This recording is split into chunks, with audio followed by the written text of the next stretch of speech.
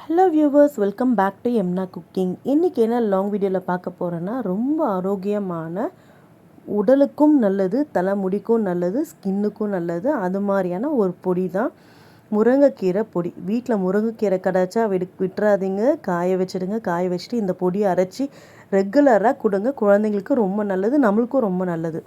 First முருங்கைக்கீரை கிடைக்கும் போதெல்லாம் முரத்தில் உருவி போட்டு க்ளீன் பண்ணி வாஷ் பண்ணி காய வச்சு எடுத்துக்கோங்க. நல்லா காயட்டும். கையில் கசக்கினா அப்படியே முறுமுறுன்னு விழணும், அந்தளவுக்கு காய வச்சுருங்க. அதுக்கு அடுத்ததாக நான் தேவையான ஒரே ஒரு கப்பால் உளுத்த பருப்பு எடுத்துக்கிறேன். கொஞ்சம் லைட்டாக வாசம் வரணும், அதே போல் பொன்னிறமாகவும் வரணும். கலர் சேஞ்ச் ஆகக்கூடாது. பொன்னிறம்னா டார்க் பொன்னிறம் கிடையாது, கலர் சேஞ்ச் ஆகணும். வெள்ளையிலேருந்து பாருங்கள், கசக்குனா முறன்னு இருக்கும். அந்த மாதிரியான முருங்கீரை காய வச்சிடணும். இதை அப்படியே எடுத்து பிளேட்டில் கொட்டிக்கலாம். அதுக்கு அடுத்ததாக ஒரு கப் அளவு நான் துவரம் பருப்பு எடுத்துக்கிறேன்.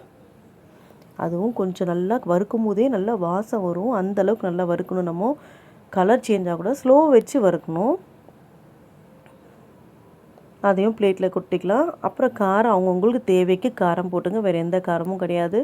ஸோ இந்த காரம் மட்டும்தான், மிளகா தேவையானாலும் காரம் போட்டுங்க. நான் குழந்தைங்களுக்கு கொடுக்கறதுனால காரம் கம்மியாக தான் கொடுக்க போகிறேன்.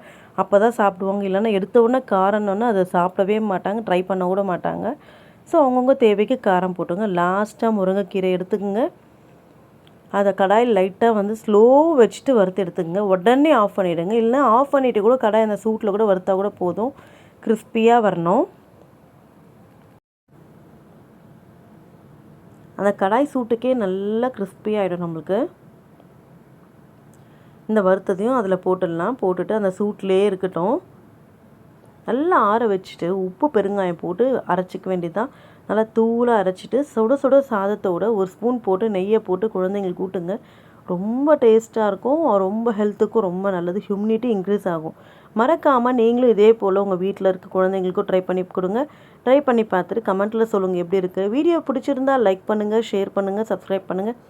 மறக்காமல் பக்கத்தில் இருக்க பெல் பட்டனும் ப்ரெஸ் பண்ணுங்கள். அப்போ தான் நான் போடுற வீடியோஸ் எல்லாமே உங்களுக்கு நோட்டிஃபிகேஷனில் வரும். பாய்.